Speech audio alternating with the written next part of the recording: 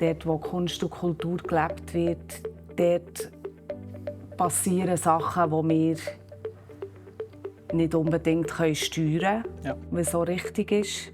Es öffnet Türen für Sachen, wo ich überzeugt bin, dass sie gut sind und die man anders nicht schaffen kann. Und wegen dem ist mir das Thema extrem wichtig.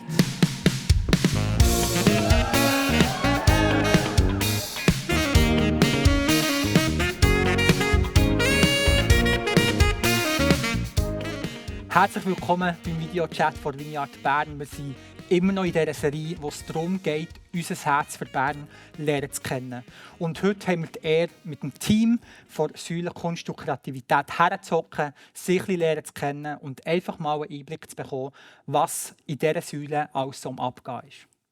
Wir hocken hier, Irina, Debo, das erste Mal mit euch. Ihr seid beide noch nie in einem Videochat gewesen. Herzlich willkommen.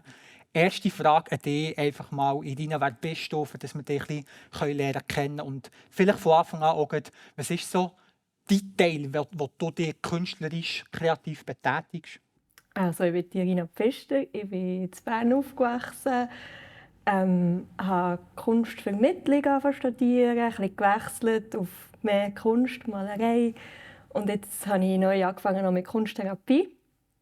Und mein Teil ist schon, wenn Künstler Ausstellungen machen wollen. Das haben wir jetzt so ein bisschen definiert als mein Teil, dass ich dann schaue und sie begleite. Hey, lass mich noch schnell bei deiner Ausbildung, Weiterbildung bleiben. Kunstvermittlung, Kunst, was noch? Also Malerei, Zeichnen. Und das Letzte? Kunsttherapie. Therapie. Wie unterscheidet sich Vermittlung und Therapie? Also Vermittlung ist mehr im Schulkontext oder im Museumskontext. Den Leuten Kunst näher bringen. Kunsttherapie ist dann mehr künstlerische Mittel brauchen, um Leute zu begleiten in schwierigen Situationen. So. Sehr, sehr cool. Du bist also nicht nur in der Säule Kunst und Kreativität aktiv in unser Herz für Bern, sondern du studierst dort selber, bist dort mit dem am Arbeiten. Sehr, sehr cool. Ja, mega breit. Mega breit. Yes. Debo, zu dir. Wer bist du und was ist so dein persönlicher Zugang zum Thema Kunst und Kreativität? Ich bin Debo. Ich habe seitdem immer eigentlich Schauspiel geliebt und gelebt und habe ein Musiktheater geschrieben, wo wir auf Tournee sind, ich und mein Mann, der Sam.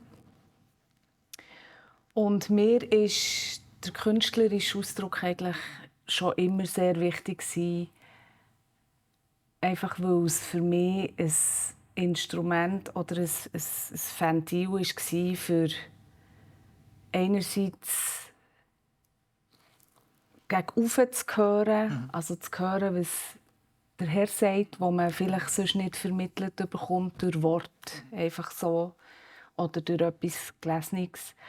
Der künstlerische Ausdruck war für mich auch sehr heilsam immer wieder. Also jenste Formen von Kunst, sei es Musik, Hören oder selber eben auch im Schauspiel eintauchen. Und wir sind jetzt mit dem Musiktheater, das wir spielen, sind wir sehr erfolgreich. Also wir haben jetzt 80 Auftritte.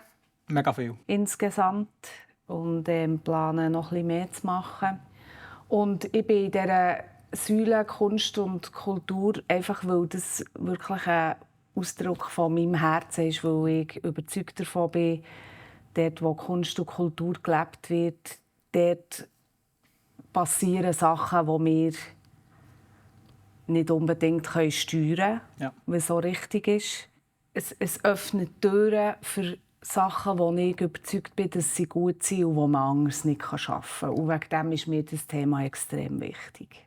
Hey, ich möchte dort einhängen. Du sagst, wie Kunst und Kreativität manchmal Sachen ermöglichen, die man wie sonst nicht machen könnte. Und vielleicht mal so ein bisschen zu Inhalten zu kommen, die wir bis jetzt hier innen auch hatten. Verstehe ich das richtig, dass es auch wie einen Anteil könnte haben, ich als Gast sage ich mal, ich komme einfach hierher an einen Anlass und denke einfach in erster Linie, ich komme einen Anlass besuchen, vielleicht als eine Art Ausflug, Event, wo einfach mit Kunst zu tun hat, die ich vielleicht liebe anzuschauen, was auch immer. Und dass es wie in meinem Herz, in mir innen viel mehr auslöst, als ich vielleicht sogar wie erhofft hätte, als ich hierher bekomme. Ja, natürlich. Also, wenn man Raum schafft für Kunst, ein Raum ist ja auch immer gefüllt mit etwas, mit einer Kraft, mit einer Stimmung, mit einer Präsenz. Und das schafft Raum zur Begegnung. Und ich bin auch überzeugt, dass es Raum zur Begegnung mit Gott schafft. Yes. Yes. Ohne Wir kommen dass- dann nochmal auf das zurück. Ohne dass man das jetzt so explizit muss irgendwie Genau. ausleben oder ausdrücken. Yes. Irina, wieder zu dir. Ich habe vorhin schon gesagt, wir gehen mal ein bisschen in die Inhalte hineingehen. Erzähl doch mal von deiner Seite her. Ihr habt ja nicht beide genau die gleiche Aufgabe. Welche vielleicht Events hast du bis jetzt so verantwortet, durchgeführt? Bei welchen Sachen von Angeboten, die wir hier hatten, bist du dabei gewesen? Also ich bin eigentlich so ein bisschen reingerutscht mit meiner eigenen Ausstellung. Genau. Genau, wo ich einfach mal meine eigene Ausstellung machen im Apotheker. Das war, glaube ich, die erste Bilderausstellung, die wir hatten. Ja, genau. Was Genau. hast du dort gemacht? Also ich eigentlich die Sachen, die ich in Italien an der Schule gemacht habe, habe ich gewusst, ich möchte eine Ausstellung zurück in der Schweiz machen und das einfach mal allen Leuten hier zeigen. Um auch noch so ein bisschen die Ausbildung abschließen und zu einem Ende kommen mit dem. Und dann habe ich nach einem Raum gesucht und das hat sich mega gut ergeben. Und da haben wir auch noch Schienen montiert Genau. und einfach es möglich gemacht, dass Ausstellungen gut funktionieren da drinnen. Und durch das ist dann, bin ich dann reingekommen in die Säule und dann haben wir weitere Ausstellungen gemacht. Jetzt, genau, 2 weitere. Yes. Ich weiss noch, wie du von deiner Ausstellung erzählst. Dort sind, glaube ich, einige Bilder auch in dieser Corona-Zeit entstanden. Und Genau. ich bin selber im 2021 mit meiner Frau, mit der Bettina, sind wir in Italien, in Toskana. Und als ich dann hier deine Ausstellung schauen konnte, also ich Ja. war auch immer wieder mal da gewesen, mit Büro und so, habe ich das Gefühl gehabt, ich bin wieder in den Ferien, so viele Elemente von Toskana oder von, sonst, eben von Orten von Italien hatte. Und wir hatten dann so gute Ferien gehabt, dass ich mich an das wieder erinnert habe. Und du hast gesagt, das war wie die erste Ausstellung in diesem Rahmen. Wir haben aber dann noch weitere gehabt, gell? Brian Morgan Genau. und mit der Natalia. Kannst du uns über die 2 anderen Ausstellungen noch ein bisschen mehr erzählen? Mit dem Brian habe ich auch den Kontakt bekommen. Und zuerst war er, glaube ich, nicht so überzeugt, eine Ausstellung zu machen. Und dann irgendwie gleich hat er gemerkt, mal eine Retrospektive. Das wäre eigentlich zeitlich, würde das jetzt bei ihm anstehen. Und dann hat er wie eine Retrospektive machen. Und es war auch schön, mit ihm zusammen zu arbeiten. Und einfach, also er hatte auch noch seinen Sohn, der ihm geholfen hat. Und alles zusammengekommen ist. Und er hat eine Kooperation gemacht mit Hope for the Children. Genau. Ja. Und wegen dem hat es für ihn noch Sinn gemacht, Hat's die gepasst, Ausstellung ja. überhaupt zu machen. Und Ja. das Ja, ist genau. natürlich super, oder? Und ich glaube, dort sind wir auch schon bei einem Punkt, dass es wie sicher von dir Anteil ist, Irina, auch herauszufinden. Hey, wir reden zwar jetzt über 3 unterschiedliche Bilderausstellungen, die alles Bilderausstellungen waren, aber es war wirklich eben jede ein bisschen eigen gewesen. Also Ja. die von dir war wie von dir selber gewesen, die von Brian war eine Kooperation mit Hope for the Children gewesen. Und bei Natalia, durch was hat sich die so ein bisschen ausgezeichnet? Sicher durch den Zusammenhang mit der ukrainisch-messianischen Gemeinde. Sie ist dort darüber eigentlich zu mir gekommen. Und das ist natürlich eine auch spezielle Situation, sie als geflüchtete Künstlerin in der Ja, Schweiz. genau. Und schon nur all die Bilder irgendwie in die Schweiz zu holen. Also einen Teil hat sie bei sich gehabt, einen Teil hat sie sich dann schicken lassen. Und es war dann auch sehr speziell. Ihr Titel war «Der Frühling wird kommen». Und einfach so die Hoffnung, die sie wollte, reinbringen in die schwierige Kriegssituation mit Kunst. Und einfach ihrer Community sozusagen Hoffnung geben. Genau, ich kann mich erinnern, Thema Freude war, glaube ich, auch ein wichtiges Stichwort in diesem Zusammenhang. Hey, ja, wir sind in einer Situation, die sehr schwierig ist, aber eben der Frühling wird kommen, wir wollen Hoffnung haben, wir wollen gleich uns die Freude nicht nehmen und vorschauen in die Zukunft, was da alles noch kommen kann. Das ist schon mega speziell, so wie das Ausdruck gefunden hat. Genau. Yes. Debo, du hast vorhin schon angesprochen, dass du ein Stück selber geschrieben hast, wo du im Momentour warst mit dem Sam. Und der hat ja das auch hier aufgenommen. Der hat das auch hier zweimal, glaube ich, durchgeführt. Gell? Wie ist es zu dem gekommen? Oder kannst du uns so erzählen, wie der Abend dann so ein bisschen ausgesehen hat, oder die 2 Abende? Wir haben das zweimal hier aufgeführt, das Stück. Und am ersten Abend hat es schon Leute gehabt. Am zweiten Abend war es richtig voll. Und für mich war es echt wichtig, hier nochmal zu spielen, weil das einfach auch der Ort ist, von mir, wo mein Herz daheim ist, ja. Auch geistlich. Und wir spielen jetzt nicht nur in Kirchen, aber auch. Wir spielen auch im Theater und erleben einfach immer wieder durch das Stück Bonhoeffer Tragung einer Liebe, dass Menschen enorm berührt werden, dass das viel tiefer geht bei den Menschen, als sie es erwarten. Und es geht eigentlich nicht um den Glauben, sondern es geht eben um die Liebesgeschichte. Oder? Und das ist etwas, was für mich sehr schön ist, einfach zu erleben, dass die Fähigkeiten, die ich habe, dass ich die ausleben kann, dass das Potenzial in mir noch ausgeschöpft kann werden und Menschen wirklich auch berührt werden und das enorm viel unter Umständen auslöst. Und das ist das, was ich mir wünsche. Ich bin nicht so der Typ für Kunst nur zum drüber lachen. Ich bin ein Typ, der der Wunsch hat, dass es tiefer geht. Ja. Und dass es etwas in den Menschen anklingt, wo man sonst nicht anklingen kann. Und Kunst für sich ist ja immer etwas, wo jeder seinen eigenen Blick darauf hat und wo genau so sein soll. Und wo wegen dem einfach hergestellt werden kann. Und das, was dann passiert, das passiert eben dann. Da habe ich keinen Einfluss drauf. Und das ist auch das, was mich sehr attraktiv dünkt. Und für mich ist es wirklich ein Wunsch, dass der Apotheker auch mit Kunst gefüllt wird, mit Konzerten, mit Theater, mit Ausstellungen. Das ist wirklich unser Herz. Das wünschen wir uns. Wir wünschen uns, dass Menschen einfach auch eine Plattform bekommen, wo sie können, auch das, was in ihnen ist, können zeigen können. Wir sind beide in der Kunst tätig und wissen, dass das Ganze nicht ganz einfach ist. Und wegen dem ist es umso mehr unser Herz, einfach, dass Menschen hierher kommen können und etwas bringen können, was sie zu geben haben, etwas zeigen können, was sie sich dazu inspirieren lassen. Und wir wünschen uns auch, dass Menschen kommen und hier inspiriert werden und einfach, können ihre Batterien aufladen. Yes, ich möchte noch mal zurückkommen von der Aussage von dir, und ich gesagt habe, zu dem kommen wir dann noch. Mir fällt fast jedes Mal wieder auf, wenn wir irgendwie etwas zusammen zu tun haben und es eben um Kunst geht, dass Gott soll kommen, etwas machen in dem Innen, auch durch die künstlerische Betätigung von dir. Das kommt mir so oft entgegen. Hey, Kunst ist mega gut, mega cool, aber ich wünsche mir immer auch, dass Gott wie kommt in den Moment hinein. Auch wenn es vielleicht, wie du hast gesagt, beim Bonhoeffer gar nicht in erster Linie einfach so um Gott geht, für das plakativ zu benennen. Aber kannst du uns dort noch ein bisschen mehr darüber sagen, von wo kommt es, von wo kommt die Überzeugung? Hast du dort vielleicht sogar Erfahrungen gemacht, wo du 1, 2 Geschichten erzählen kannst?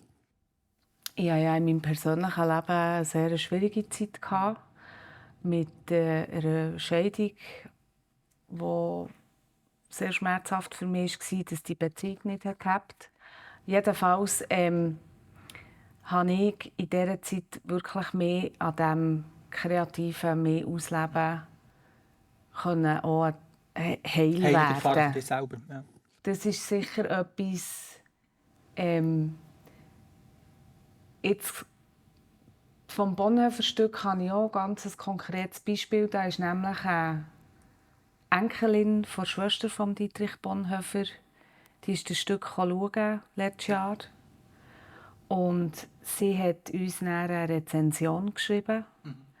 Und ich habe sie nach dem Stück auch persönlich getroffen. Die war völlig aufgelöst und hat gesagt, Sie haben sich als Kind immer die Frage gestellt, wie jemand einen Auftrag über eine Liebesbeziehung stellen kann und wie das aussehen haben zwischen diesen beiden. Und hat eigentlich sehr viele Fragen zu ihrer eigenen Herkunft gehabt durch das, wo man in ihrer Familie immer gesagt hat, über das redet man nicht, das fragt man nicht. Und sie ist dann ein Stück schauen und hat eigentlich mit ihrer eigenen Vergangenheit eine Versöhnung schließen, weil sie mögliche Antworten hat bekommen auf Fragen, die sie seit sie ein kleines Kind war. Das meine ich damit. Einfach, dass plötzlich vielleicht du schaust ein Bild an und verstehst plötzlich etwas, oder du schaust ein Bild an und merkst, oh, das redet ja voll in mein Herz hinein. Auf einmal wirst du dir bewusst, wie wichtig dass du bist. Oder einfach solche Sachen, die ich immer wieder auch höre und erlebe, dass Menschen total berührt werden. Ich weiss nicht, hast du vielleicht noch ein Beispiel? Ich habe mal in einer Jüngerschaftsschule ein Erlebnis gemacht, dass ich einfach etwas Abstraktes gemalt habe. Und jemand ist dann in die Ausstellung reingekommen und hat gesagt, wieso hast du Kenia gemalt? Und ich habe gesagt, was? Ich habe nicht Kenia gemalt. Und er hat gesagt, es sind die Umrisse, das ist mein Land. Und Wow. er hat ihn berührt, weil er sonst nicht so in Ausstellungen hineingeht und wie das Gefühl hatte von Gott, er soll die Ausstellung schauen. Ah, sehr cool. Ich möchte noch kurz mit diesen verschiedenen Formaten auch auf das Publikum eingehen, auf Menschen, die da überhaupt kommen. Könnt ihr etwas zu denen sagen? Also, was ist eure Erfahrung? So vielleicht auch Bilderausstellungen. Sind das in erster Linie einfach Leute von Vineyard Bern oder sind das so Menschen außerhalb von Vineyard Bern? Es ist überhaupt nicht das Ziel, dass nur die Menschen von Vineyard Bern hierher kommen. Gar nicht. Wir wünschen uns ein breites Publikum von interessierten Leuten. Yes. Von Leuten, die vielleicht auch einfach hier vorbeilaufen und einfach hier bleiben hängen. Wir wünschen uns, dass das ein Ort wird, wo die Stadt Bern, die Menschen der Stadt Bern wissen, da sind zwischendurch coole Events. Wir möchten gerne so ein Ort sein. Yes. Hey, über etwas, was wir bis jetzt noch gar nicht geredet haben, ist die Mini-Art-Community, die vielleicht, sagen das einfach mal so, fast ein bisschen weniger klassisch unter diesem Projekt «Unser Herz für Bern» läuft. Aber das ist ja ein Ort, wo ihr wie auch dran seid, ich glaube, innerhalb des Community-Wochenende. Gebt uns doch dort noch ein bisschen Einblick. Mini-Art, wie sieht die aus? Wie ist die vielleicht sogar entstanden? Ja. Das ist eigentlich so ein bisschen auf Initiative von der Sonja Hofer entstanden, die jetzt gerade im Ausland war und darum jetzt nicht mehr im Team ist. Sie hat einfach die Erfahrung gemacht, dass wenn sie Künstler an einen Tisch zusammenholt und einfach zusammen eine Gemeinschaft hat mit einem feinen Essen oder so, dass dann einfach super Gespräche entstehen, dass man sich über die Sparten inspirieren kann und ermutigen, so als christlicher Künstler, Kreativschaffender tätig zu sein.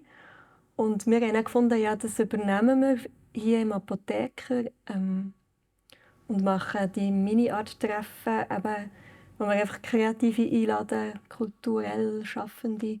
Und du hast ja gesagt, oder auch über dass viel entsteht, wenn über die Sparte wie diskutiert wird. Also das könnte zum Beispiel sein, wenn ein Maler mit einem Slam-Poet, kann man das sagen, zum Beispiel austauscht über Gedanken, Ideen und.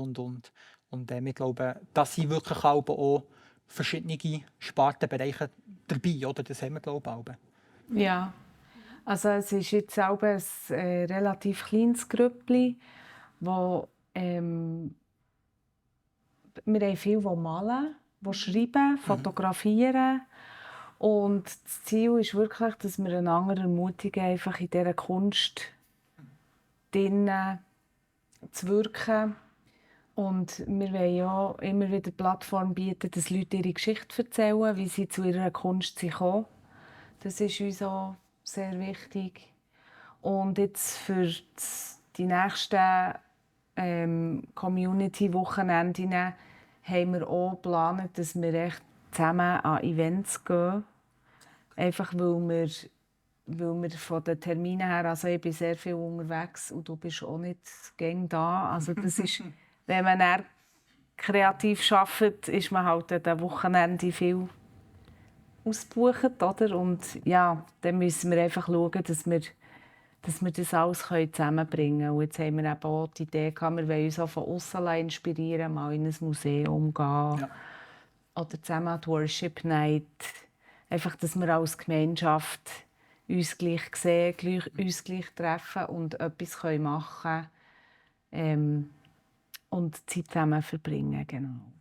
Hey, ich danke euch für den Einblick, den ihr uns gegeben habt. Wie gesagt, wir sind immer wieder davon abhängig, dass Leute auch auf uns zukommen. Ihr seid immer wieder auch initiativ dran, auf Leute zugehen, anfragen. Nachfragen ist ja ganz häufig ein Punkt, der immer wieder auch sehr wichtig ist. Aber wenn Leute da sind und selber etwas machen, dann dürfen sie sicher einfach auf euch zukommen.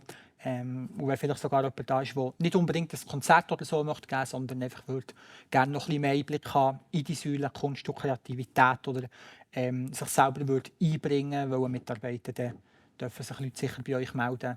Yes! Danke für euch dabei sein, für euren Einblick, den ihr uns gegeben. Ich wünsche uns viel Erfolg weiterhin mit dieser Säule Kunst und Kreativität und bis ein anderes Mal.